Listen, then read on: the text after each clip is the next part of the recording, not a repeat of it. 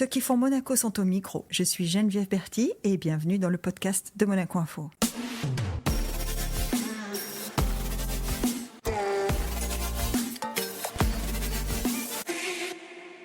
Journaliste, écrivain, présentateur télé, animateur radio, producteur et désormais aussi comédien, l'histoire est sa passion avec une prédilection pour les têtes couronnées, à tel point qu'il en perce régulièrement tous les secrets. Il ne cache pas ses liens très forts avec la principauté, la preuve. Il est parmi nous aujourd'hui. Bonjour Stéphane Bern. Bonjour Geneviève, merci à vous de m'accueillir. Quand même, un passage de Stéphane Bern à Monaco, alors ça paraît pour ceux qui nous écoutent, ça paraît presque évident, les liens de Stéphane Bern avec Monaco, puisque quand on dit que votre passion c'est l'histoire et les têtes couronnées, là vous avez un concentré en fait à Monaco. Hein. Oui, j'ai toujours aimé Monaco.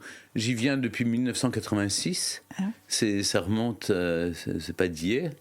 J'ai fait la première interview du prince héréditaire Albert en 1989 et du prince souverain Régnier III aussi dans ces années-là, vous voyez, avant le début des années 90. Et depuis, régulièrement, c'est moi, quand j'étais dans le Figaro, que pour la télévision, c'est moi qu'on envoyait pour faire des interviews. Donc, vous savez, la confiance, on met 40 ans à la gagner. Ouais. On peut la perdre en 5 minutes aussi. Hein. Vous savez, il suffit d'une maladresse. C'est assez facile. C'est assez facile. Il suffit de se croire plus important que les gens que vous interviewez. Mais j'ai toujours aimé les Monégasques, j'ai toujours aimé la principauté de Monaco. Pas seulement parce que ça me faisait rêver, mais aussi parce que c'est 7 siècles d'histoire qui résistent à tout. Et j'aime ça. Vous savez, je suis issu aussi d'un petit pays qui est le Luxembourg, où on résiste à de puissants voisins qui veulent toujours, qui savent toujours mieux que vous, ce qui est bon pour vous.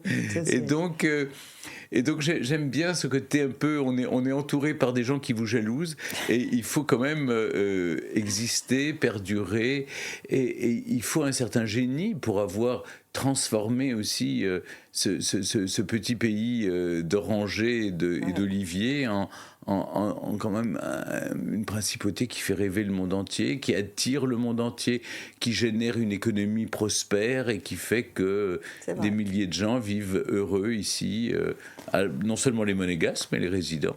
Bah oui. Enfin, on l'espère, en tout cas. Oui, je crois. Vous parliez de cette dynastie. Effectivement, pour les Monégasques, la solidité, finalement, au gré des difficultés, des alliances et des aléas de l'histoire, hein, la solidité de cette dynastie, c'est un peu comme le rocher sur lequel on habite tous. Est-ce qu'il y a des comparaisons comme ça en Europe ? Oui, il y a beaucoup de dynasties comme ça qui ont cette force de puiser dans l'histoire une énergie. D'abord, c'est la force de la tradition. C'est quoi une dynastie ? C'est une famille qui est à l'image de toutes les autres familles, qui essaye de perpétuer un savoir-faire, qui essaye d'enrichir l'héritage, de faire en sorte que ça profite aussi, je veux dire, qu'on maintienne les valeurs, les traditions, le pays, l'intégrité nationale, malgré les soubresauts de l'histoire. Et c'est vrai que Monaco a perdu une partie de son territoire.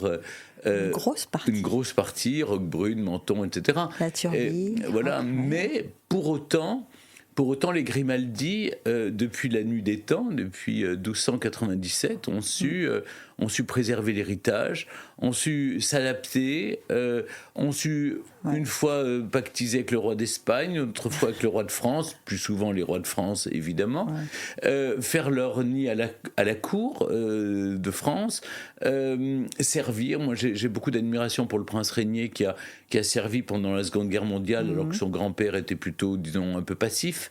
Lui s'est engagé pour défendre justement la réputation du nom des Grimaldi. Et puis il y a des personnages fantasques. Et je trouve que c'est ce qui fait que cette dynastie est intéressante aussi. Quand vous avez une princesse Charlotte de Monaco, la grand-mère du prince, qui est vraiment un personnage qui me fascine, Alice de Monaco la princesse Alice. Je suis en train de terminer une biographie sur elle parce que je trouve ce personnage fascinant aux côtés d'Albert Ier. Et puis, vous parliez de comparaison. Oui, par exemple, le Danemark, vous avez des dynasties européennes qui ont 1000 ans d'histoire, qui ont dû avaler un certain nombre de couleuvres ou traverser des difficultés, mais qui tiennent bon, et la population est très attachée.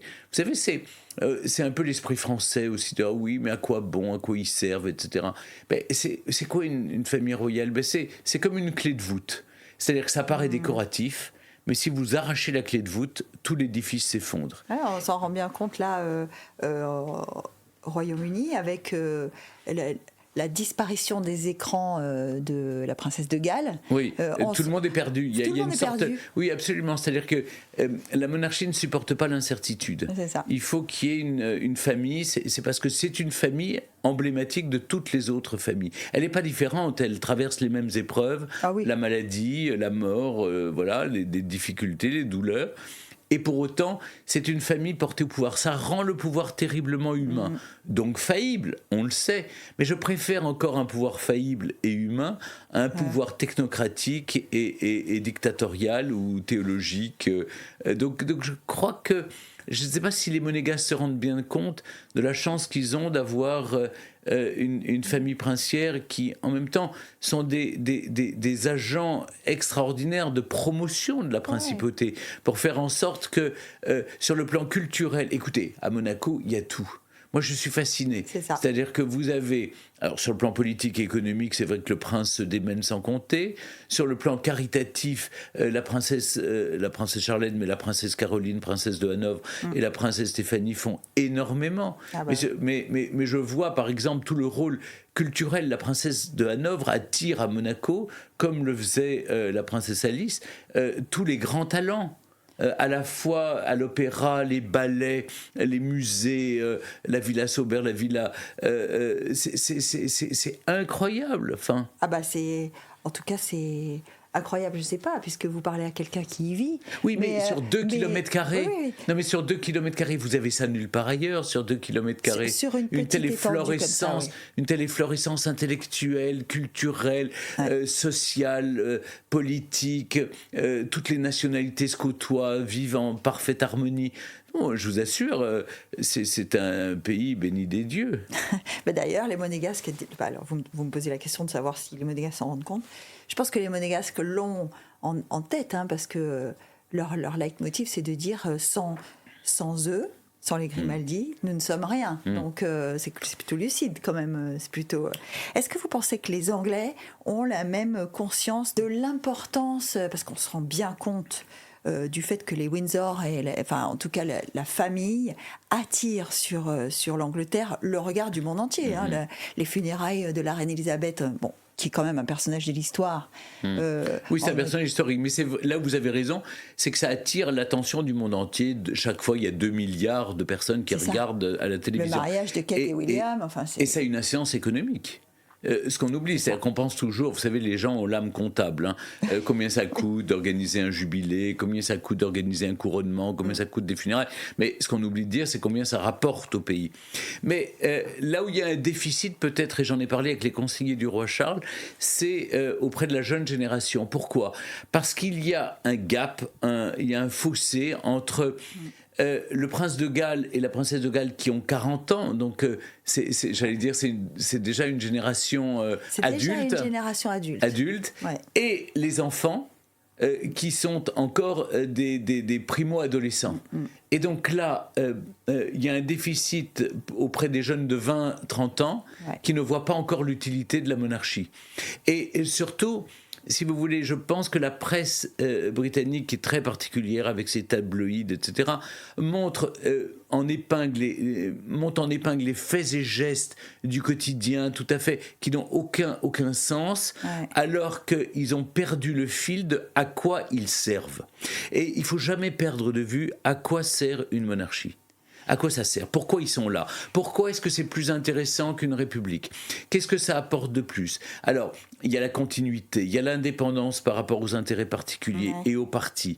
Il y a justement le fait que c'est la continuité historique qui se maintient, que c'est un symbole au-dessus de tout.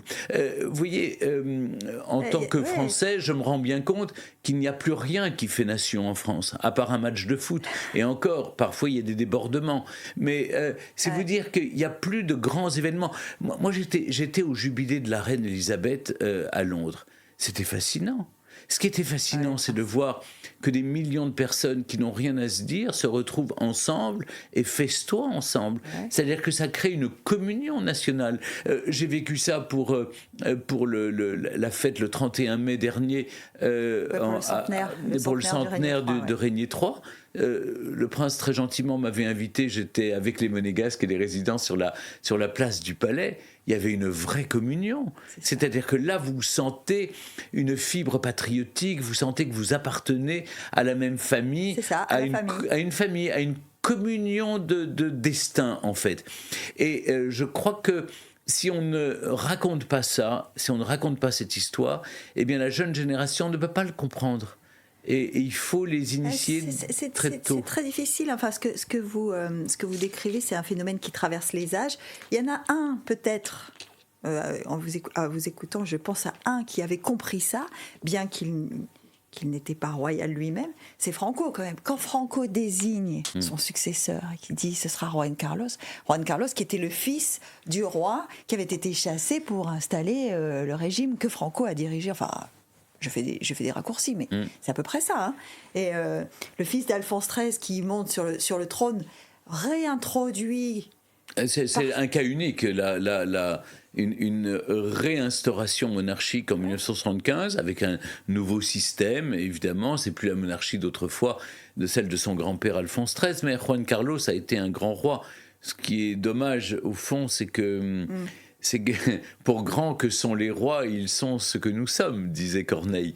Et lui malheureusement, a été terriblement humain. Mais je l'excuse en partie pour mille et une raisons. Il a été pauvre. Il a connu la misère. Il a connu la faim. Ça, les gens ne se rendent pas compte. Mais jusqu'à ce qu'il arrive sur le trône, il était dans une situation de précarité importante. Grande précarité. Et il s'est dit, plus jamais ça. Et donc, vous comprenez, quand après vous êtes roi, que vous êtes que tout d'un coup tous les intérêts financiers viennent à vous, etc. Bon, il n'a pas su résister. Il a pourtant restauré la démocratie en Espagne. Il me fait penser, vous savez, pardon pour la comparaison, mais on a des vaches laitières merveilleuses qui font du très bon lait, et une fois qu'elles ont donné le meilleur, elles donnent un coup de sabot dans le seau et tout est parti. Et ce qui m'a fait de la peine, c'est après 45 ans sur le trône où il a été un roi impeccable, il a tout détruit avec une histoire de bonne femme, une histoire de chasse à l'éléphant. En fait, ça faisait double faute, plus pris le doigt dans le pot de confiture avec son gendre en plus. Alors, il a payé ses dettes, il a tout remboursé, il est blanchi, et c'est la raison peut-être pour laquelle le roi Philippe VI, qui est son fils et qui est un monarque exemplaire, a accepté de se remontrer avec son père récemment en public. C'est une image forte d'ailleurs. Oui, c'est une image forte et très touchante parce que, comme vous le savez, le roi Juan Carlos, le roi émérite, se déplace très mal, et qu'en sortant de la chapelle Saint-Georges à Windsor pour le service en souvenir de son beau-frère Constantin de Grèce, il s'est appuyé sur le bras de son fils Felipe qui a laissé faire, et les photographes étaient là évidemment. Je ne pense pas que ce geste aurait pu avoir lieu en Espagne. Et Felipe a gardé ses distances en Espagne. Mais cela dit, il y a un progrès, parce que pour les funérailles de Constantin à Athènes, en janvier 2023, père et fils s'étaient donné l'accolade, mais très discrètement. Là, on a vu que c'était un peu plus chaleureux. Les choses évoluent, d'abord parce que Juan Carlos a été blanchi de toutes les accusations de fraude fiscale, de tout ce qu'on lui a reproché. Maintenant, vous savez, Felipe VI, il est sur la corde raide. C'est-à-dire que c'est très difficile pour lui. C'est très difficile. Le Premier ministre espagnol socialiste, Pedro Sánchez, ne tient son pouvoir que parce qu'il a pactisé avec les indépendantistes catalans et avec l'extrême gauche qui ne veut qu'une chose, c'est se débarrasser de la monarchie. Et donc, vous comprenez, un Premier ministre qui prête allégeance au roi et qui en même temps lui pactise avec ses ennemis, en lui montrant la corde toutes les 2 minutes. C'est ça où c'est moi qui suis profondément démocrate, je trouve que ce système est pernicieux, parce qu'au fond c'est plus la majorité qui gagne. D'abord, on sait que c'est la droite conservatrice qui a gagné les élections, et pour autant, elle n'a pas réussi. C'est pas elle qui est aux affaires en Espagne. Et simplement, c'est une alliance avec un parti minoritaire, les Podemos, l'extrême gauche espagnole, donc c'est ce parti qui fait tellement pression, ainsi que les indépendantistes. Donc ce sont deux partis ultra minoritaires qui dirigent au fond la politique de l'Espagne. Et ça, c'est quelque chose qui est terrible. Le roi est pris en otage par Pedro Sanchez. Alors, ça va durer ce que ça durera. Ce qui me rassure, c'est qu'au fond, les rois durent souvent plus longtemps que les gouvernements. C'est ce qu'on appelle le temps long, monsieur. Voilà, exactement. C'est ce qu'on appelle c'est ce que j'aime dans la monarchie, au fond. Pour autant, chaque pays a son régime. Je ne suis pas sûr, je ne sais pas si une monarchie en France pourrait résoudre les problèmes. Nous vivons en France dans une monarchie républicaine, c'est-à-dire que le président s'est octroyé tous les pouvoirs. La 5e République, c'est un peu ça. C'est tout à fait ça. Voilà. Et même au-delà, le président de la République a plus de pouvoir que Louis XIV n'en avait. Ces édits pouvaient être cassés par le Parlement de Paris, ce qui n'est absolument pas le cas. Avec le 49.3 Avec maintenant. le 49.3, il a tout pouvoir. Mais j'aime bien parce que j'ai ce double héritage, si vous voulez. Je suis à la fois français et en même temps luxembourgeois. Et donc je vois combien notre démocratie luxembourgeoise est aussi très vivante. On nous demande de voter tous les 5 ans. Et quand on vote, eh bien, nos votes sont pris en compte et on panache, par exemple. Comme nous, comme les Monégasques. On choisit nos représentants. Et puis ensuite, il y a une majorité qui se dessine, une coalition. Et puis, on est dans la mesure, si vous voulez. On n'est pas dans les excès. J'aime bien. Je trouve que ça me correspond assez bien. Plutôt que cet esprit qui, en ce moment, est en train de submerger nos pays, qui est une sorte de violence verbale, une sorte de course vers l'abîme. Vous savez, on a l'impression qu'on va dans le mur et on klaxonne pour accélérer. On a envie de leur dire, attendez, prenons le temps de la réflexion. Il n'y a plus de nuances non plus, on ne peut plus rien dire. Là, je parle avec vous à cœur ouvert, mais... Vous voyez, aujourd'hui, on est obligé de se méfier de tout, des réseaux sociaux, on ne peut plus rien dire sur des sujets qui sont hautement inflammables. Vous les connaissez, que ce soit l'Ukraine, la Russie, que ce soit Gaza et Israël. On ne peut plus rien dire qui soit nuancé. Même par exemple sur MeToo, vous voyez, je suis heureux que la parole des femmes se soit libérée, mais est-ce qu'on est obligé d'avoir des tribunaux populaires où on expédie les gens à Patresse simplement sur les réseaux sociaux? Non, il y a des tribunaux pour ça. Pardon si je vous coupe, mais c'est peut-être un peu culturel, parce que on se souvient quand même que la Révolution française est partie des tribunaux populaires. C'est fondé en tout cas sur cette espèce de capacité qu'on a donnée au peuple de juger, de décider. C'est philosophique, mais c'est un peu ça. Et là, on se retrouve en France peut-être dans une atmosphère qui ressemble à ça. C'est peut-être profondément ancré. Le français est profondément révolutionnaire. Il est très conservateur quand il s'agit de ses droits et de ses privilèges, et pour autant, il est très révolutionnaire quand il s'agit d'enlever aux autres les avantages et les privilèges. Non, il n'y a pas de jalousie. En Angleterre non plus. Non. Vous savez, en France, vous voyez une jolie voiture passer dans la rue, vous la rayez. En Angleterre, vous voyez une jolie voiture, une nice car. C'est toute la différence. Mais pour autant, j'aime bien ce pays de Gaulois réfractaires, comme dirait... Astérix et Obélix. Mais oui, il y a ce côté... râleur et pourtant attachant, parce que je vois, moi, dans toutes mes activités, combien en allant de village en village pour faire mon émission Le Village Préféré. Le village préféré des Français, monsieur. En allant faire ça, ou les secrets d'histoire, ou même dans ma mission patrimoine pour sauver le patrimoine en péril. Les gens sont très attachés à leurs valeurs, à ce qui fait l'histoire de leur terroir, de leur village. Et sont d'une grande gentillesse. Donc moi, je ne rencontre sur mon chemin que des gens absolument charmants, Alors, les gens qui m'aiment pas viennent pas me voir, mais il y en a peut-être que j'agace, etc. Et tant mieux, on ne peut pas plaire à tout le monde, évidemment. Mais je dois remarquer que les valeurs que je porte, la défense d'un certain nombre de traditions, ça touche les gens.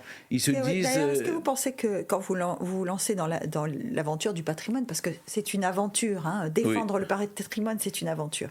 Parce que quand on parle patrimoine, on parle coût. Hein, tout de suite, on se dit, on pense au c'est coût, de l'argent. Au lieu de penser que voilà. c'est un investissement, on pense que c'est un luxe alors que c'est une nécessité. Puis j'en profite pour dire que derrière les vieilles pierres, il y a surtout des femmes et des hommes. D'abord des femmes et des hommes qui les ont bâties, et puis des femmes et des hommes qui en vivent. Est-ce que les gens savent qu'il y a 150 000 emplois de métiers d'art qui travaillent sur ces chantiers du patrimoine, et 500 000 emplois impactés. C'est-à-dire que c'est autant que l'automobile. Alors on nous rebat les oreilles avec l'industrie automobile, mais je vous assure, ce qui rapporte le plus pour les devises pour la France, c'est le patrimoine. Je le dis toujours, c'est ce que le monde entier vient visiter. On est le premier pays visité au monde, 90 millions de visiteurs, et franchement, ils ne viennent pas nous voir pour notre accueil, ni pour notre sens de l'hospitalité, ni pour notre sourire, ni notre don des langues. Franchement, ils viennent voir nos villes, nos campagnes, nos plages, Versailles. nos montagnes, et Versailles, Chambord, les châteaux de la Loire, Fontainebleau, je ne sais, enfin nos pierres, quoi. Ils viennent voir notre patrimoine, notre histoire. Partout où je vais dans le monde, les gens me disent les villages. Quand on parle des villages, les gens me disent mais je suis allé à Rocamadour, je suis allé à Vaugué, je suis allé ici, je suis allé là. Et les gens me parlent de ça et donc, on n'est pas capable d'entretenir ce patrimoine. Donc, le président, qui aime beaucoup le en même temps, comme vous le savez, en même temps coupe les budgets du patrimoine au ministère de la Culture, et en même temps me demande à moi de faire tout le boulot. Donc je le fais volontiers, bénévolement, sans avoir aucun titre, à part chargé de mission. Mais ça voilà. Chargé de mission, ça peut être tout. Oui, c'est tout et rien. Voilà. Mais ça veut dire juste que de temps en temps, vous êtes obligé d'aller voir les députés, les sénateurs pour justifier ce que vous avez fait, ce que vous êtes en train de faire.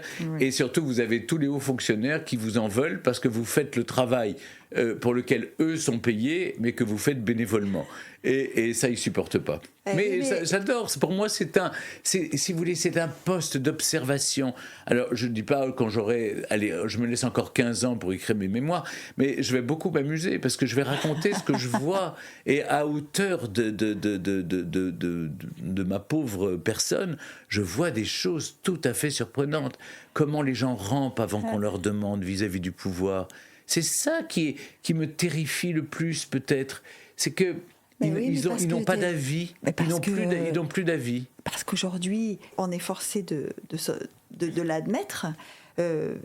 Aujourd'hui, le chemin pour le pouvoir, le gap, vous parliez de gap tout à l'heure, le gap entre je n'ai pas de pouvoir et j'en ai, ce gap est tellement énorme. C'est-à-dire que tout le monde veut être chef de quelque chose. Et donc, forcément, quand vous dites il rampe, c'est que avoir cette petite part de pouvoir, donc de pouvoir décider si on met un feu rouge à droite ou à gauche, si on plante un drapeau là ou on le plante pas. Non mais c'est fou. Oui, mais c'est en dit long sur l'âme humaine, mais c'est intéressant. Ça en dit long sur l'âme humaine. La chose qui est quand même, pour revenir aux têtes couronnées, la chose qui est quand même évidente, c'est que ils ne peuvent pas faire un pas sans que le monde entier les regarde.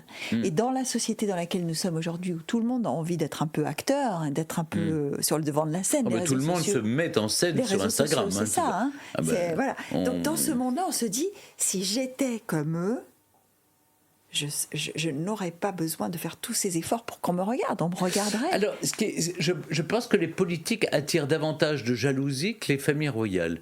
Les familles royales, au fond, les gens... Alors, vous avez les irréductibles qui ne comprennent pas que la naissance vous porte sur un trône. Pour autant, ce sont les premiers à vouloir léguer leur entreprise à leur fils aîné. On n'est pas à une contradiction près. Et puis, sont les mêmes qui, quand vous avez deux chocolatiers, un qui est là depuis la veille et un qui est là depuis 3 siècles, vous allez forcément chez celui qui est là depuis 3 siècles parce que vous pensez que le chocolat est meilleur. Mais on n'est pas à une contradiction près. C'est les contradictions. De la personne humaine. Mais ce que je trouve intéressant avec les familles royales, oui, certainement, elles sont dans elles vivent en permanence dans le regard du public.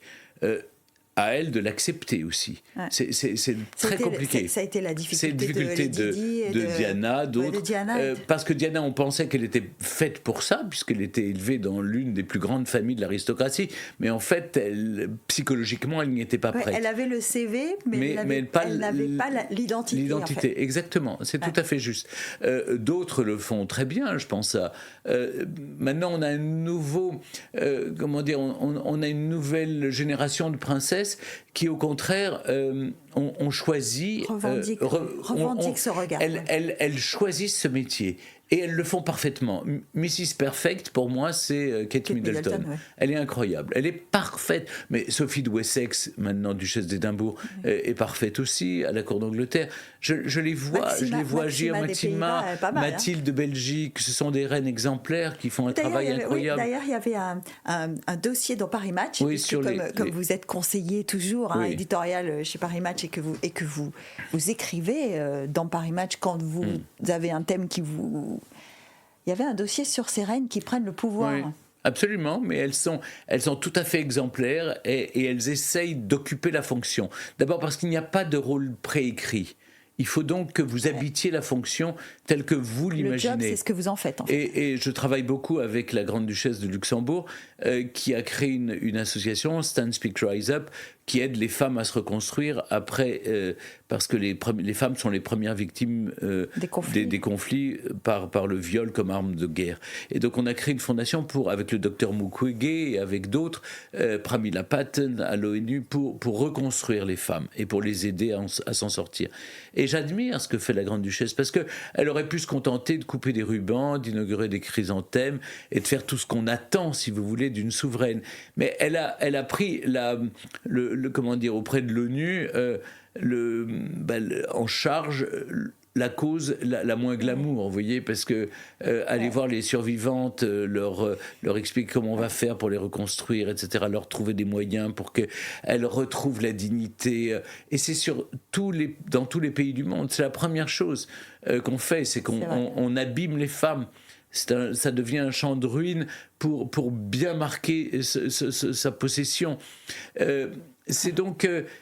mais je les trouve courageuses, je les trouve habiles, je les trouve engagées. J'ai vu là récemment la visite de la reine Mathilde de Belgique qui est allée en Côte d'Ivoire pour les objectifs du développement durable. Elle est allée sur le terrain, elle a payé de sa personne. Si vous voulez... Ce que je trouve formidable, c'est que les membres des familles royales ne se contentent pas d'aller regarder, comme font nos hommes politiques, qui vont uniquement voir les gens quand il s'agit de quémander des voix pour les élections.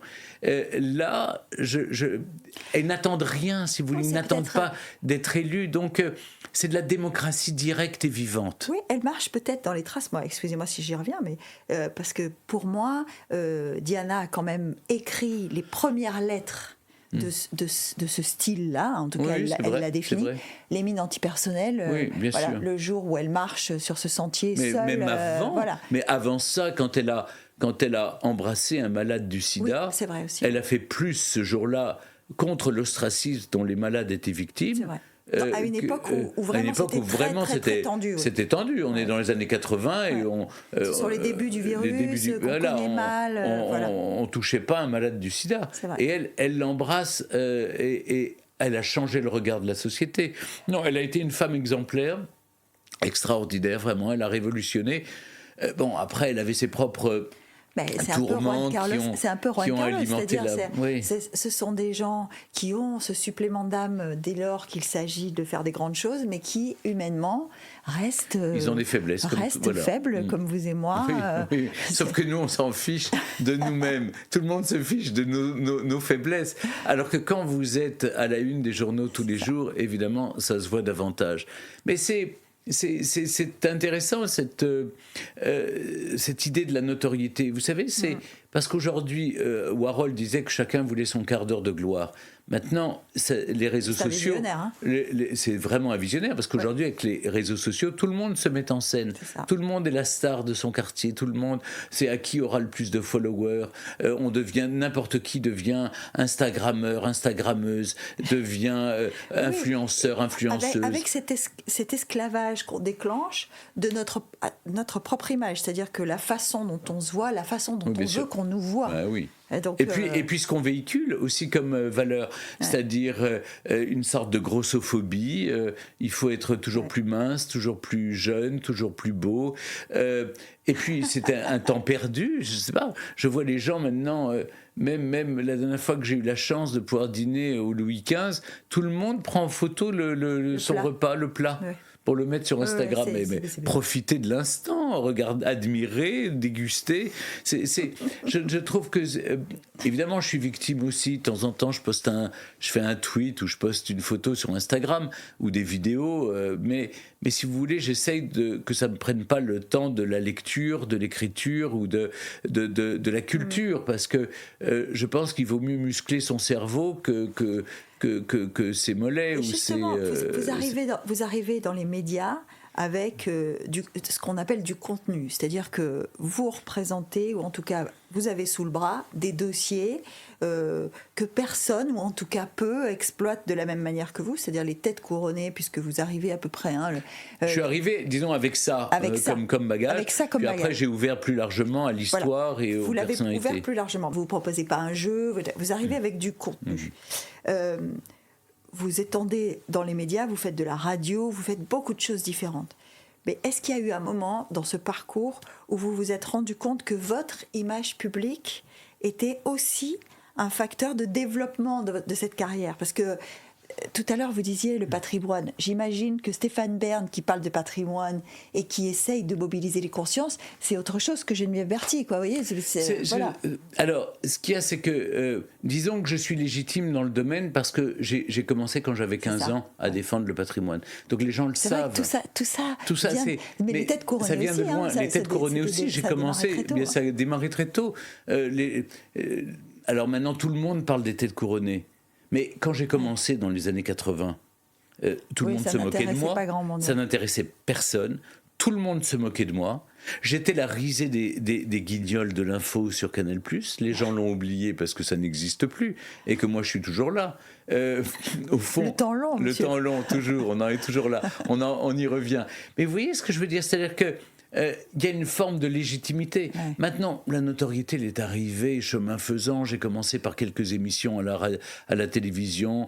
Il y a eu Famille, je vous aime. Il y a eu Célébrité, Écho de Star, que sais-je. Avant Saga, qui a évidemment marqué les esprits parce qu'on faisait beaucoup d'audience. Et Secret d'Histoire qui fait une audience incroyable. Secret d'Histoire depuis 17 ans. mais si vous voulez, tout ça est arrivé... petit à petit, c'est pas du jour au lendemain, on vous reconnaît dans la rue. Ça arrive petit à petit. On vous reconnaît dans la rue, oui, Stéphane, on me reconnaît, mais ça, j'ai une très bonne éducation qui fait que pour moi, c'est pas une valeur. Disons, la notoriété n'est pas un gage. Il y a beaucoup de gens connus qui sont en prison parce que ce sont des escrocs. Vous savez, il y a beaucoup de femmes d'ailleurs qui écrivent pour épouser des escrocs. J'ai lu ça dans un livre là, récemment, ça m'a fasciné.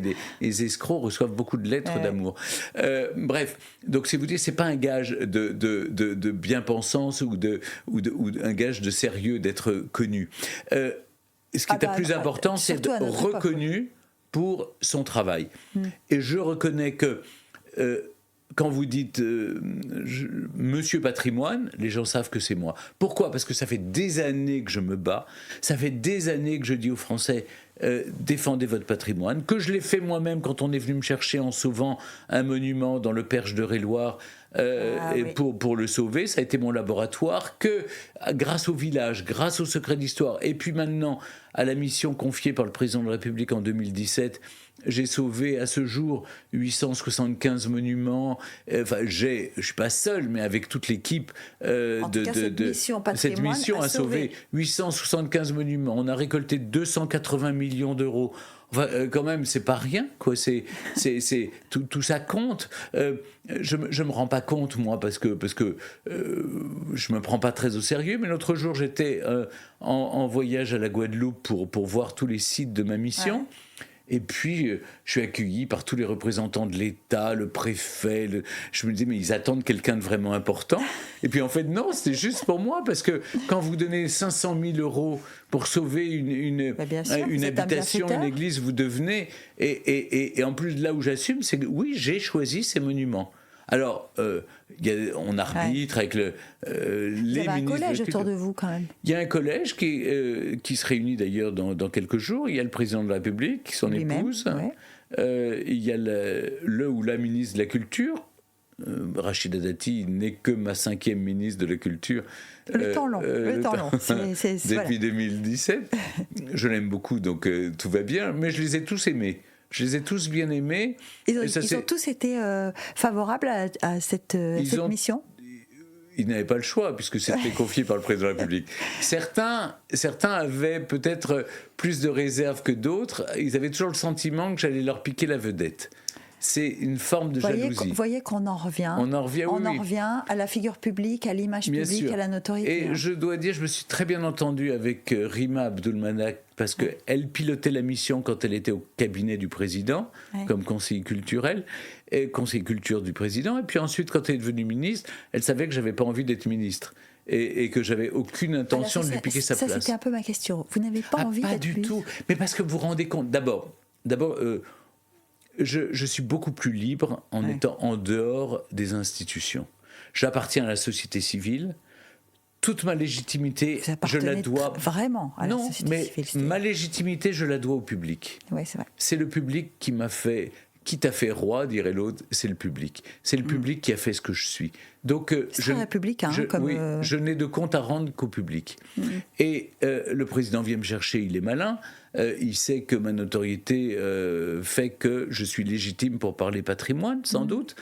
Maintenant, je suis bénévole. Il m'a proposé une voiture, il m'a proposé un bureau, il m'a proposé une secrétaire. Rien, je paye tout moi-même, tous mes frais, de telle sorte qu'on ne puisse pas me reprocher. Mais je pousse le truc très loin. J'ai restauré mon monument dans le Perche sans demander 1 euro de subvention publique auquel pourtant j'avais droit. Parce que, étant animateur sur le service public, je ne veux pas qu'on puisse dire que je suis payé d'une certaine manière par l'État, puisque je fais des émissions sur le service public, et que dans le même temps, l'État me donne de l'argent pour restaurer un monument. Ce serait un peu confondre les gens. Oui, alors que n'importe qui le fait, évidemment. Je serais monsieur tout le monde, évidemment, je demanderais ce à quoi j'ai droit. Mais je m'interdis de le faire. Et j'en suis très fier. Maintenant, si vous voulez, je suis plus heureux et plus libre en dehors de toute fonction officielle.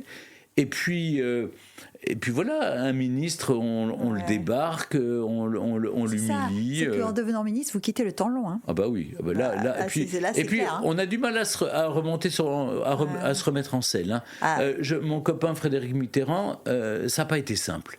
Ça n'a pas été simple. Il a été ministre, en plus sous Nicolas Sarkozy, qui n'est pas neutre comme président. Très forte image publique. Très forte image publique, dans un sens ou un autre, on aime, on n'aime pas. Enfin, vous voyez, donc, et après, vous avez été, raconteur d'histoire à la télévision. Il me sert beaucoup d'exemples, parce que je me suis dit, ne tombe pas dans ce travers, parce qu'après, on ne peut plus raconter. On ne peut plus. Vous voyez, les gens après disent d'où ils parlent. Oui, c'est ça. C'est compliqué. On n'a plus cette neutralité que vous revendiquez d'ailleurs hein, quand vous dites je les ai tous aimés en parlant de 5 ministres différents, c'est-à-dire que peu importe. Ah moi, m'importe les présidents aussi. Et je sers mon pays d'abord avant de servir un gouvernement ou un État, enfin je veux dire ou un président. Et d'autre part, si vous voulez, il faut pas s'engager de façon politicienne. Même, vous savez, quand je fais mes récits de secrets d'histoire, les gens, parce que la France insoumise régulièrement demande ma tête, ils adorent couper les têtes. Je ne sais pas pourquoi, ça date de la Révolution. Robespierre, ils peuvent pas s'en empêcher.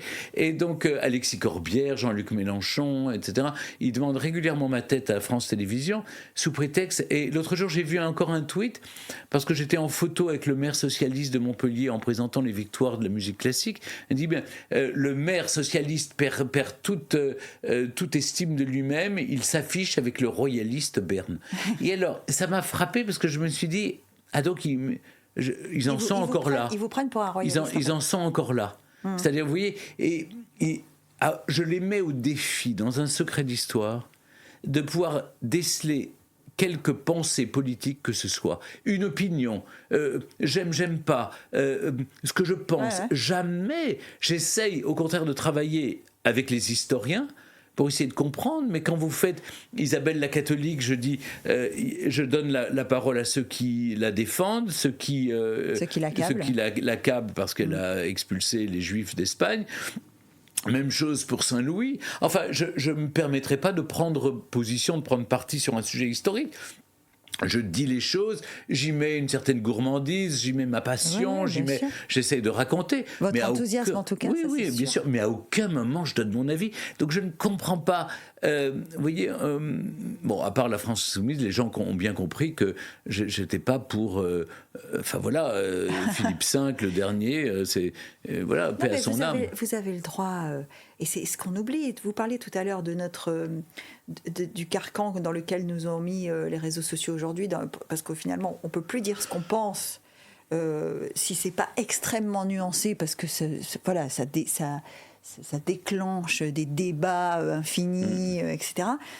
Donc finalement, ce que vous dites, c'est que vous avez le droit, comme moi, comme tout le monde, d'avoir votre liberté de penser, votre liberté d'opinion. Ça n'est pas pour autant que vous l'utilisez, que vous l'utilisez dans votre notoriété, puisque quand on présente une émission, enfin pas que présenter, puisque Secret d'Histoire, vous l'écrivez, vous le concevez. Donc je la porte, en tout cas, je l'assume.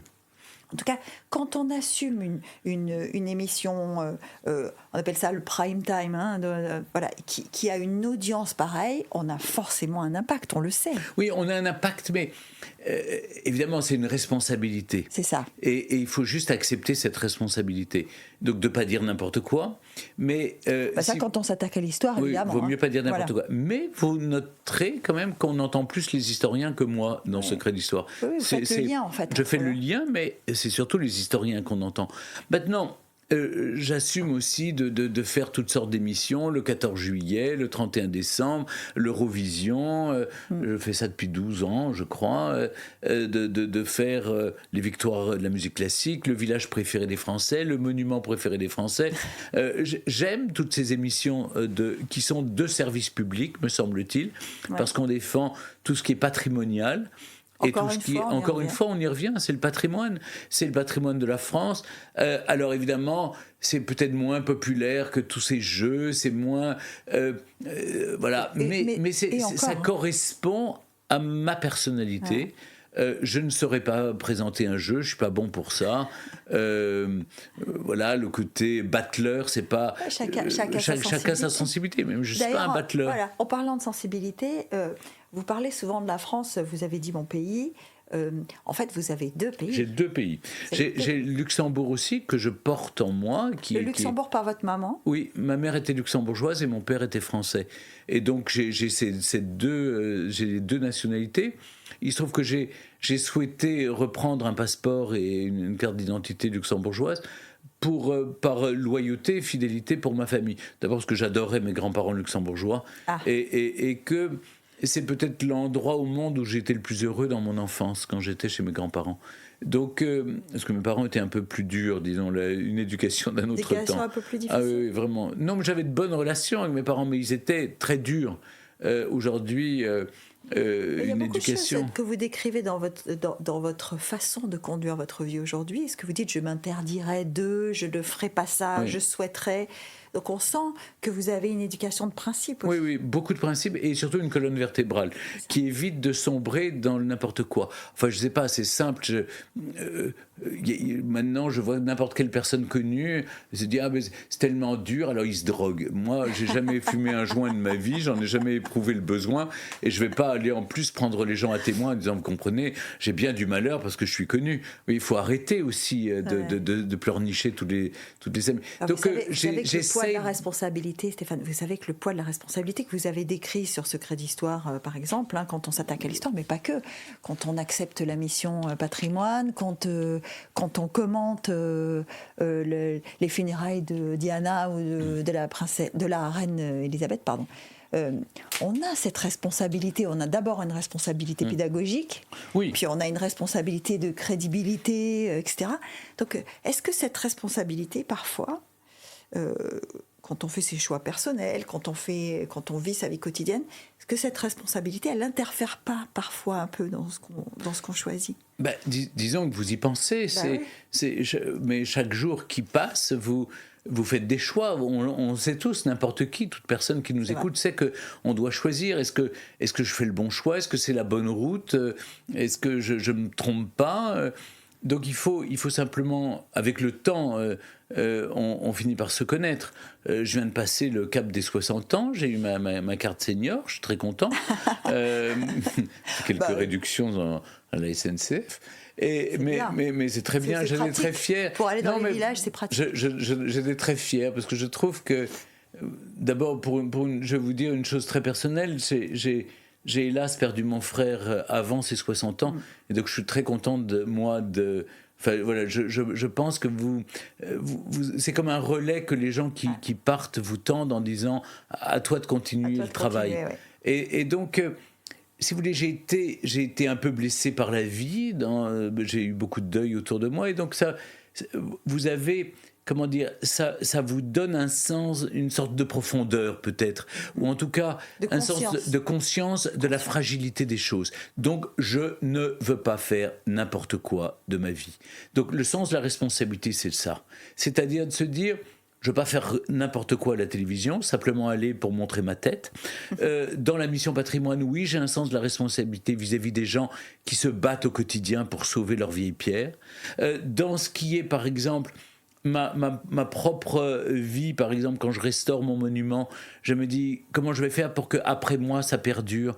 Donc j'ai créé une fondation près de l'Institut de France. Cette fondation remet des prix, un prix histoire, un prix patrimoine. De la perspective, quoi. J'essaye de travailler pour les autres aussi. Et puis de donner la chance à ceux qui n'ont pas eu la chance que j'ai eu d'avoir des parents formidables qui nous ont fait comprendre qu'on pouvait s'élever grâce à la culture. Eh bien, leur donner la chance d'avoir accès à cette culture et à cette histoire. C'est ça alors le fil conducteur, parce que j'étais en train de me dire comment on en arrive à cette appétence pour l'histoire, pour la tradition, pour le patrimoine, etc. Quand on a en même temps, parce que vous parliez de contradiction tout à l'heure, il y en a une petite chez vous, c'est-à-dire que vous êtes extraordinairement moderne dans votre approche du métier, de la vie. Mais pas du tout dans ma tête. Alors, c'est pas ça, c'est que avec un raccourci un peu facile, on serait tenté de vous dire que le patrimoine, l'histoire, les têtes couronnées, c'est pas d'une modernité folle. Même si ça intéresse de plus en plus de jeunes. Pourquoi ? Parce qu'ils cherchent des repères. Vous savez, on est à tâtons, là, on ne sait pas où on va. Et dans un monde on est dans un moment sociétal un peu compliqué. Et dans un monde où on cherche à tâtons des repères, des Anglais disent des milestones, eh bien, les généalogies royales, c'est-à-dire qui marquent le temps. Vous savez, au Japon, par exemple, le temps est rythmé par les ères. Les ères, chaque empereur représente une ère. Et c'est-à-dire qu'en fait, le temps est découpé par empereur. Et donc c'est très intéressant. C'est-à-dire qu'il y a un lien presque divin entre la dynastie et le trône du chrysanthème avec le temps moderne. Et pourtant on ne peut pas accuser le Japon d'être un pays qui n'est pas moderne. Mais tout ça pourtant très, très archaïque. Très archaïque par certains aspects et très moderne par d'autres. Et un pays de tradition. Mais justement... moi, je suis très attaché à ces traditions. Pour moi, ça ne m'empêche pas d'aimer la musique contemporaine, d'aimer les artistes contemporains, d'aimer... Mais je crois que On est au bord de la mer ici, on sait tous très bien que un bateau va le plus loin possible quand il a des amarres solides. Et je pense qu'il faut avoir des amarres très solides et une colonne vertébrale. Ne pas faire n'importe quoi, ne pas céder, si vous voulez, sur le long terme en pensant à faire un coup à court terme. Ce que je vous racontais au début de notre conversation sur... beaucoup ont commencé à faire une interview explosive du prince souverain de Monaco. Beaucoup, hein, juste faire un coup, mais ils ne sont pas réinvités. Vous voyez, on ne les revoit plus. Le temps long. Oui, et donc la confiance, je vous dis, ça se gagne sur 40 ans. Il faut toujours faire ses preuves, et c'est jamais suffisant. Et pour autant, il faut savoir que la roche tarpéienne n'est pas loin du Capitole, et qu'il suffit d'un bon mot, d'une vétille, d'une bêtise écrite ou dite, et vous tombez. Et donc, j'ai conscience de ça. Je me dis, moi, je travaille pour le temps long. Je travaille pour les générations. Ça m'a amusé quand j'ai fait l'exposition avec Françoise Gamerdinger ici sur le quai Antoine Ier, sur le prince bâtisseur.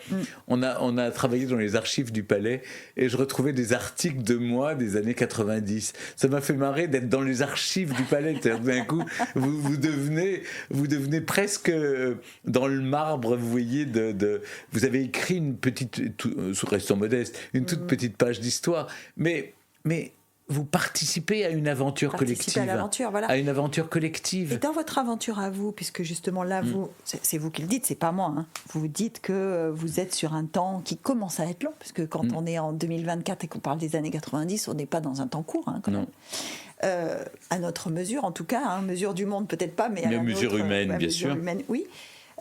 Sur ce parcours-là, si vous deviez comme ça me donner un ou deux repères qui ont été des vrais déclencheurs pour vous, ou en tout cas qui vous ont permis de franchir des étapes, ce seraient lesquels ? Je pense que d'abord le moment où vous décidez de ce que vous voulez faire vraiment dans la vie. J'ai fait des études. Vous avez quel âge d'ailleurs quand vous décidez ? J'étais assez jeune au fond parce que je devais avoir 23 ans, je finissais mes études à l'EM Lyon. Ou 21 ans, quelque chose comme ça. Vous êtes né à Lyon, hein, je suis né à Lyon, j'y suis retourné. Et français, mais vous êtes né à Lyon. Né à Lyon, mon père était lyonnais. Vous êtes né le même jour que le prince Charles, que le roi absolument. Charles. Mais que Bernard Hinault, que Nagui et que Patrick Sébastien. Donc ça nuance un peu. Ça fait des coïncidences moins pittoresques. Mais c'est vrai que le roi Charles, j'ai toujours beaucoup d'affection pour lui à cause de cette. Je comprends bien le Scorpion un peu parfois qui va chercher. Comment dire, qui peut être, je dis pas dépressif, mais assez mélancolique. Il a un caractère assez mélancolique. Il a ça. Il a cette allure aussi.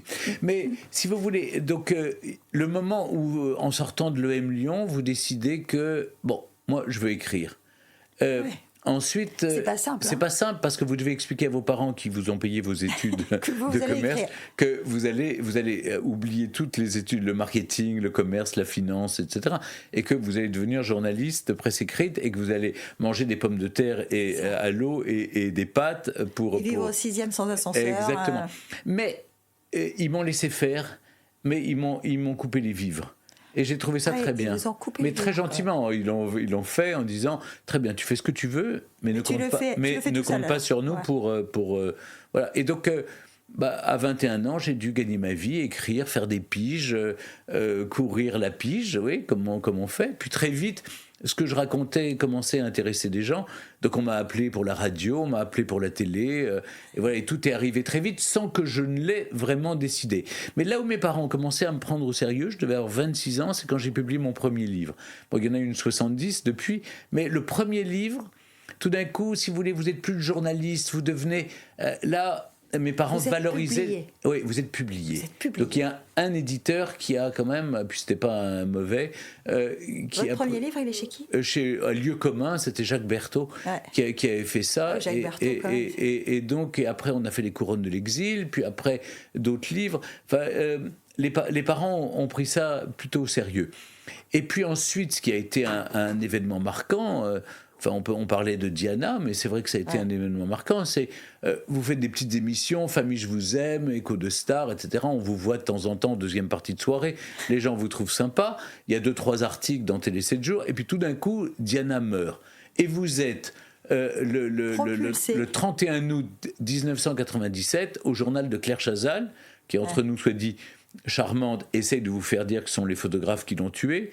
Donc je freine des 4 fers, comprenant que peut-être il y a d'autres. Peut-être qu'il y a autre chose. Peut-être il y a autre chose. C'est pas les photographes qui l'ont tué. Il y a peut-être quelqu'un qui avait bu et qui conduisait. Quoi. Voilà, mais on ne le savait pas encore à l'époque. Ouais. Mais simplement, voilà, il faut nuancer déjà. Vous voyez, être prudent, ne pas s'engager. En fait, vous êtes invité à parler de Diana, mais vous vous retrouvez à commenter un fait divers, oui. parce que c'est pas exactement la même chose. Sûr. Et donc, si vous voulez, il y a une telle émotion ce soir-là au journal de 20h que vous êtes regardé par 8 millions de personnes.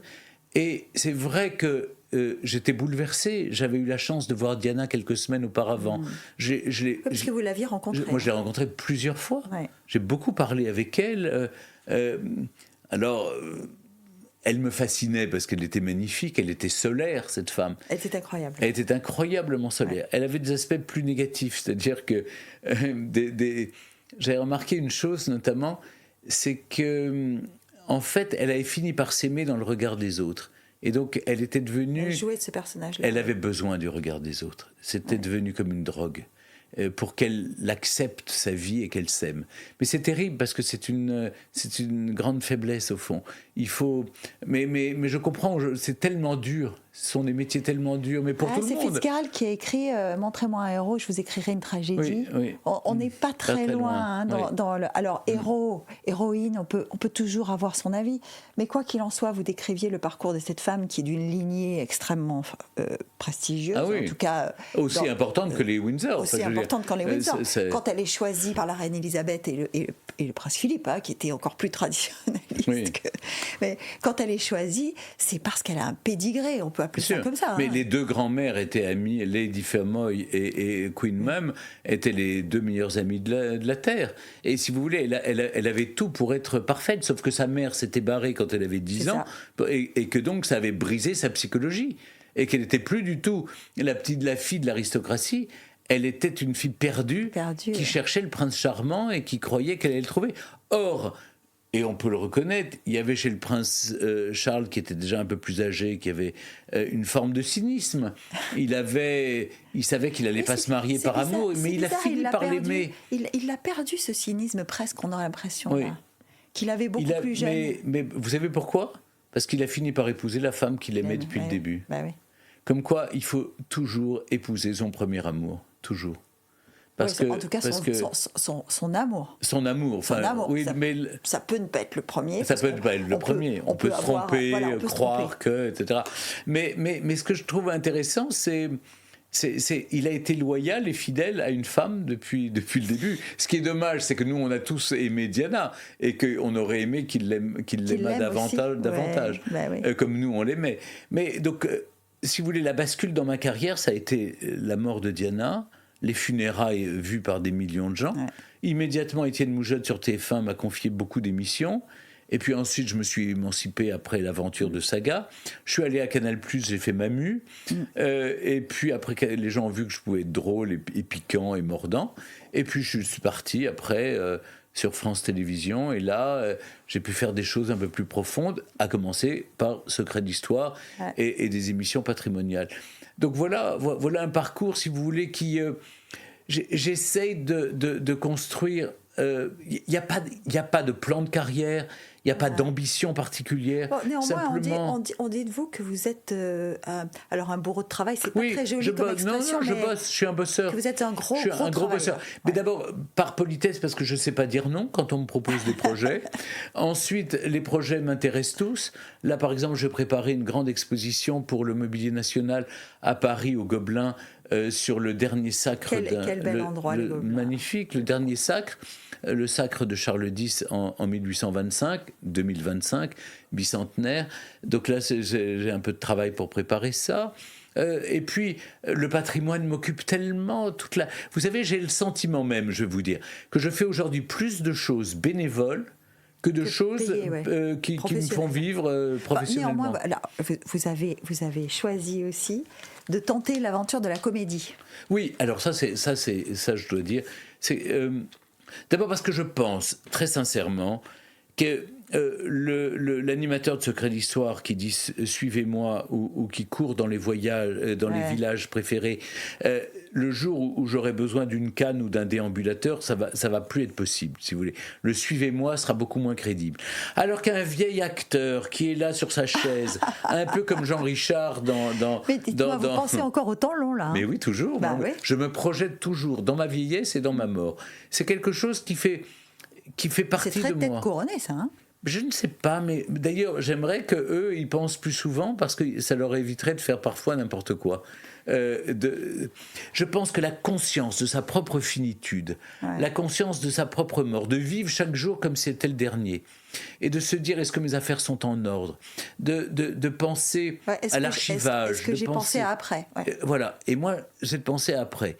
Et je pense toujours à cette phrase merveilleuse de Sacha Guitry qui montrait les mains de Lana Marconi, sa quatrième ou cinquième épouse, disait « Et dire que ce sont ces mains qui fermeront mes yeux et ouvriront mes tiroirs. » et donc je me dis surtout pas, mettons tout en ordre avant, et surtout... Essayons de penser, parce que vous savez, les gens qui viennent visiter le collège royal et militaire de Thiron-Gardet dans le Perche, et ils sont parfois, alors ils sont très contents, là où je vis, mon sauvetage. Donc il y a un musée, il y a un jardin, enfin tout ça, un salon de thé, enfin les gens passent. Il y a tout ce qu'il faut. Il y a tout ce qu'il faut, mais ils n'entrent pas dans ma maison. Et alors, il y a des gens qui sont impatients. Oui, mais quand même, on n'a pas pu voir le salon. On n'a pas pu. Non, ils veulent surtout la chambre à coucher, le salle de bain. Et je leur dis, écoutez. Soyez patients. Quand je ne serai plus là, ça sera ouvert. Oui, mais rien ne presse. Alors, ils sont toujours un peu gênés, mais parce que il y a cette curiosité, mais je vois pas en quoi mon tube de dentifrice va vraiment les intéresser. Mais bon, écoutez, ça fait partie des. Ce que j'aimerais, c'est que les gens viennent pour le lieu sur. C'est un lieu maintenant, puisque la ministre de la Culture a beaucoup parlé de la culture dans les territoires ruraux. Là, pour le coup, c'est de la culture dans les territoires ruraux. On raconte une histoire d'une abbaye qui a 900 ans d'histoire et d'un collège qui a été fondé par le fils d'Henri IV en 1630. Il y a de quoi raconter. Il y a un musée qui raconte tout ça, avec plein de choses. Il y a un très beau jardin. Mais non, ils veulent quand même ma chambre à coucher. Finalement, vous voyez, c'est toujours une alliance. Les gens viennent dans votre collège parce que c'est le vôtre, mais à la fois, finalement, ils découvrent l'endroit, puisque finalement, par le truchement de votre notoriété, vous les attirez dans un endroit où ils ne seraient peut-être pas allés sans vous. Peut-être. C'est un peu... Alors moi, je me faisais cette réflexion parce que, en préparant cet entretien, j'ai regardé plusieurs secrets d'histoire. D'abord parce que j'aime l'histoire et que je trouve que vous la racontez très très bien, et surtout vous la mettez à la portée de gens qui peut-être ne s'y intéresseraient pas. Qui s'intéresserait à Charles II et à la façon dont il a désigné son successeur, que Louis XIV accepte puisque c'est son petit-fils, enfin bon, tout ça. Et je me disais, en regardant la façon dont vous racontez tout ça, je me disais, c'est quand même formidable d'avoir trouvé le moyen de remettre tout ça si proche des gens aujourd'hui sans qu'ils s'en rendent compte. Oui, c'est très gentil de le dire, mais c'est vrai que l'histoire nous est beaucoup plus familière qu'on ne le croit. Parce qu'au fond, toute cette histoire raconte notre histoire. Notre histoire, bien sûr. Et cette histoire est la même. Alors, les costumes ont changé, mais l'âme humaine est la même. Oui. C'est-à-dire qu'il y a toujours les trois mêmes moteurs.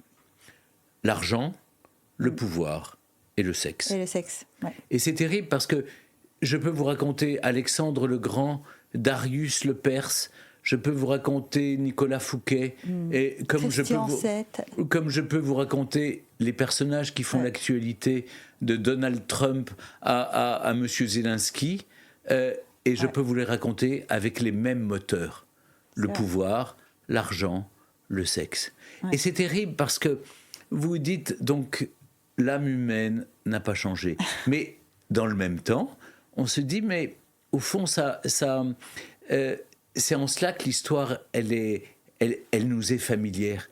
C'est que je peux m'identifier à ces personnages. Bien sûr. Parce que je les vois. Je connais leur ressort. En fait. Je connais leur ressort. Au fond de moi, je les connais. Voilà. Il y a une familiarité. Ça ne veut pas dire qu'on partage cette familiarité. Qu'est-ce qui fait qu'ils veulent tous le pouvoir ? On sait que c'est difficile. Qu'est-ce qui fait qu'ils veulent tous l'argent ? Oui, mais alors qu'on sait que c'est mortifère.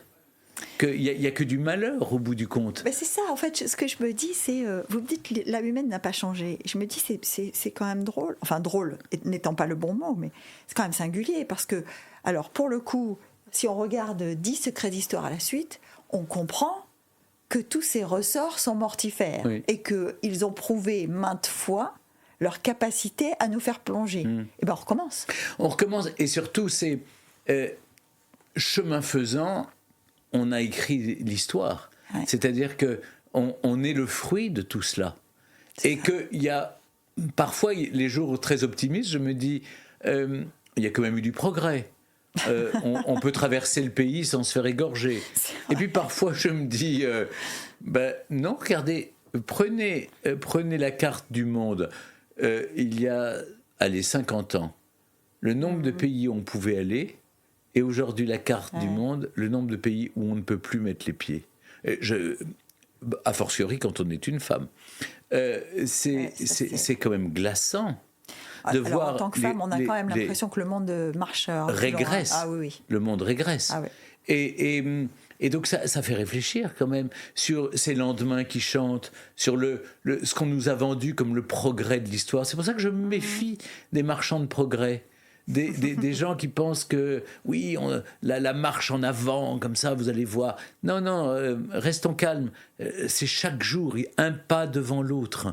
Et tout est à reconquérir tous les jours. La liberté, l'indépendance, l'autonomie, tout est à conquérir tous les jours. Parler à une monégasque, donc la souveraineté. Mais bien sûr, mais c'est un combat de chaque instant. Les valeurs démocratiques, les valeurs de libertés individuelles, c'est ce qu'on doit combattre, y compris contre nous-mêmes. Parce que souvent, vous ouvrez un journal, vous voyez des nouvelles effroyables, vous avez des tentations dictatoriales pour remettre de l'ordre dans tout ça. Il faut tous les faire taire, ça suffit maintenant. Oui, on a tous ça, on le ressent. Bien sûr. Et bien, il faut lutter contre ça, parce qu'on est dans un état de droit, on a des règles à respecter. Mais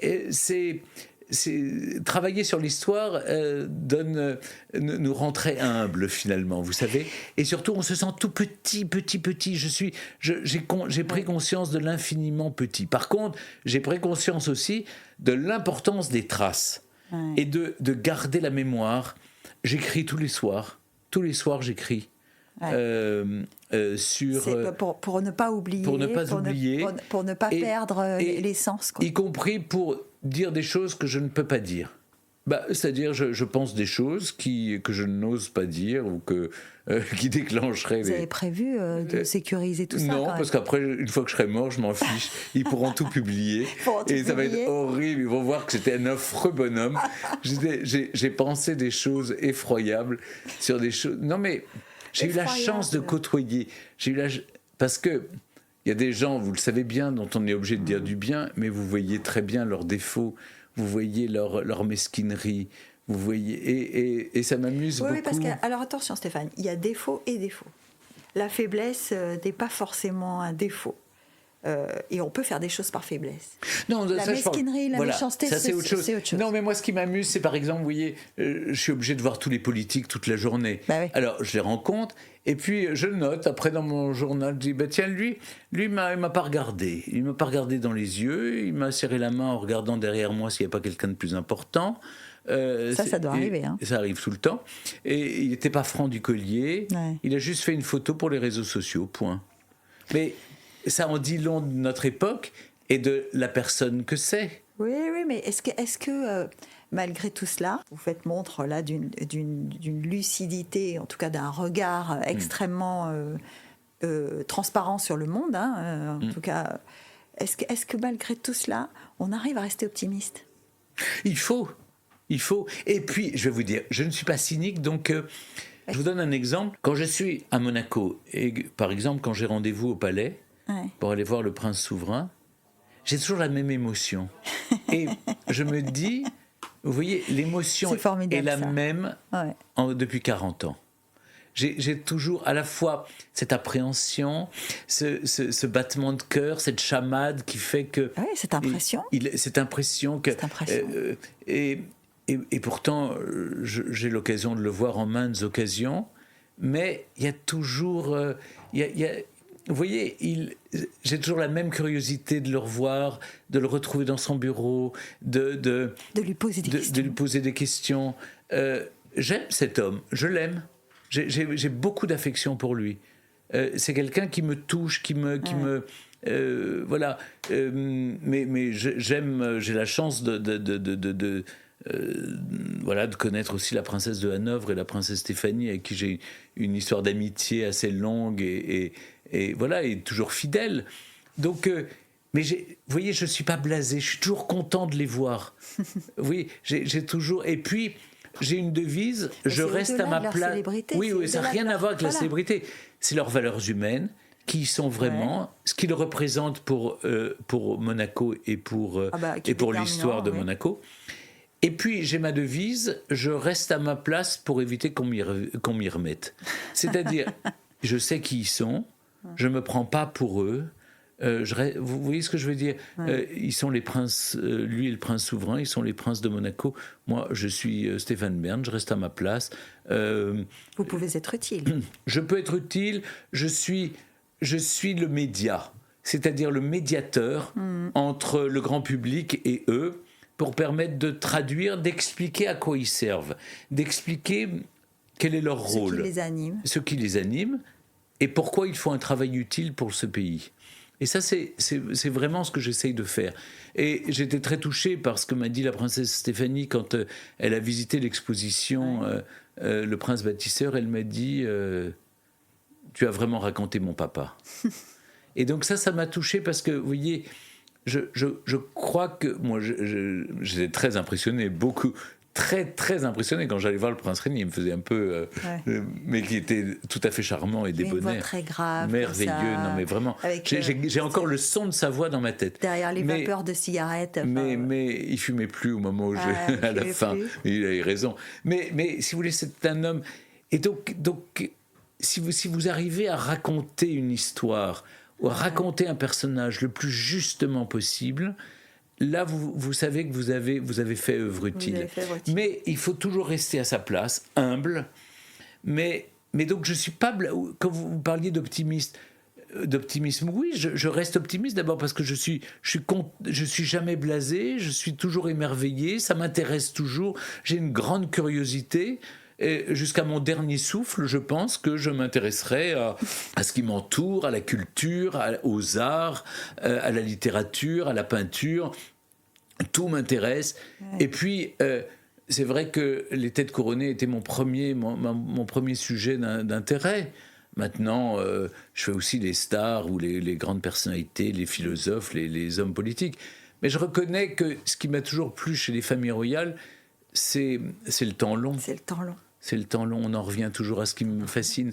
Et je pense aussi, et ça c'est pour faire de la psychologie à la petite semaine, c'est que je pense que j'ai pas résolu tous mes problèmes avec ma propre famille, et qu'avec les familles royales, j'ai retrouvé une famille idéale telle que je l'imaginais. Alors j'ai compris depuis qu'il n'y avait pas de famille idéale, parce que toutes les familles sont un peu chaotiques. Toutes les familles ont des portes qui se ferment. Voilà, exactement. Et puis, elles sont chaotiques, c'est-à-dire qu'il y a des moments difficiles, il y a des dissensions, dans toutes les familles, dans toutes les familles.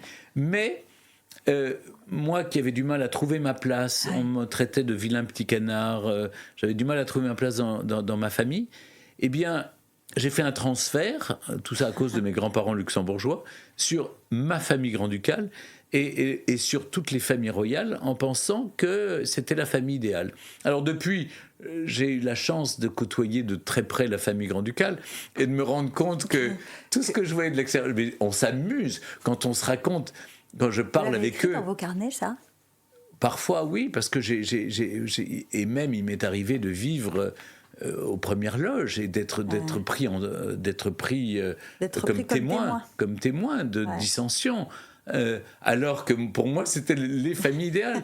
mais si vous voulez, je pense que il y a des personnalités solaires, je pense à Maria Teresa de Luxembourg qui est une femme incroyable et qui a mis la paix dans sa famille, qui a fait en sorte que son mari se sent...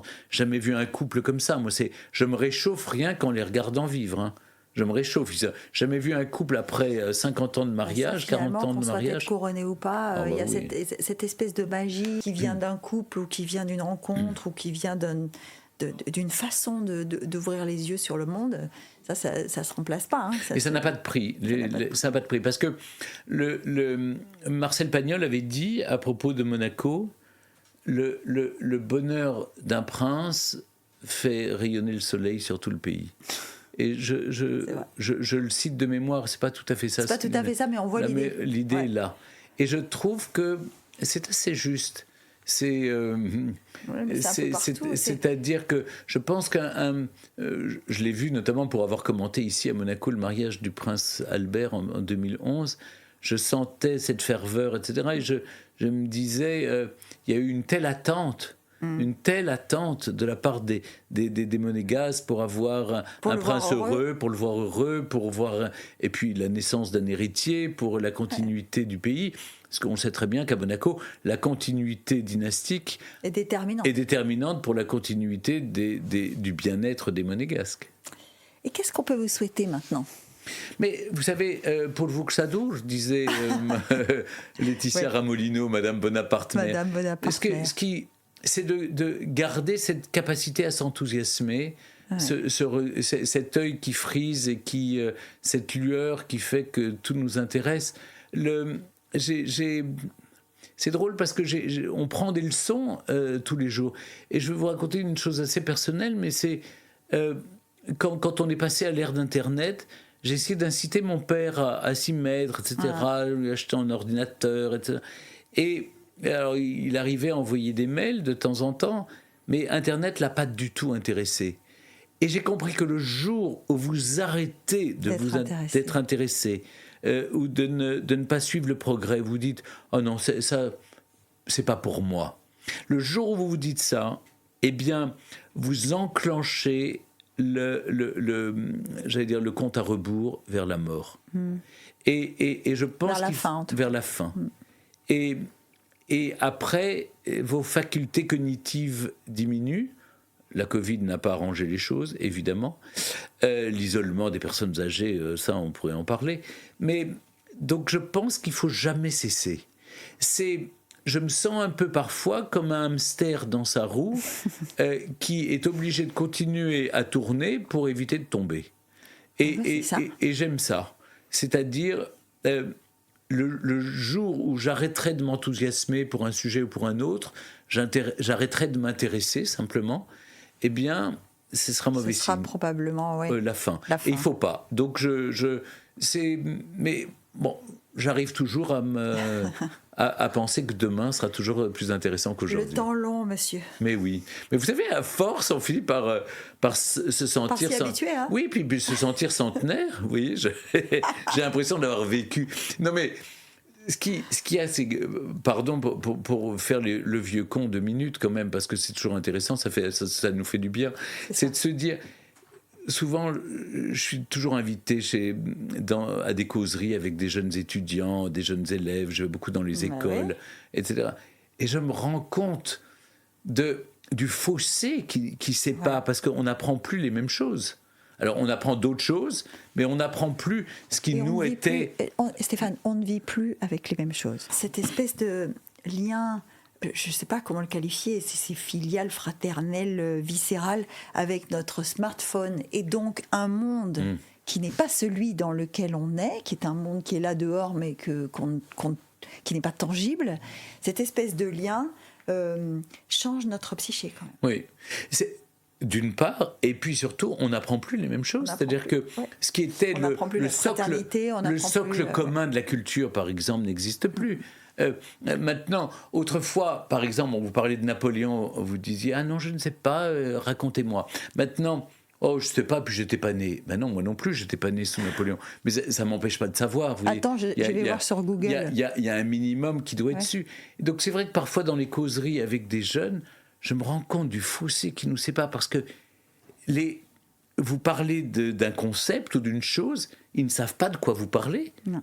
Vous savez, j'ai vu récemment une enquête, les gamins ne savent pas à quoi ressemble une courgette, ils ne font pas la différence avec un concombre, et d'autre part, ils ne savent pas quand a commencé la Révolution française. Tout cela nous permet de dire que ce n'est pas demain la veille que nous n'aurons plus besoin de gens qui racontent les histoires.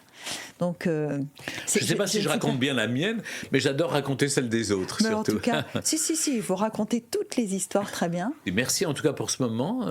C'était très agréable d'échanger avec vous, chère Geneviève Berthier. À bientôt à Monaco. À bientôt à Monaco. Tous les chemins me ramènent toujours à Monaco. Ça, c'est essentiel. Merci Stéphane.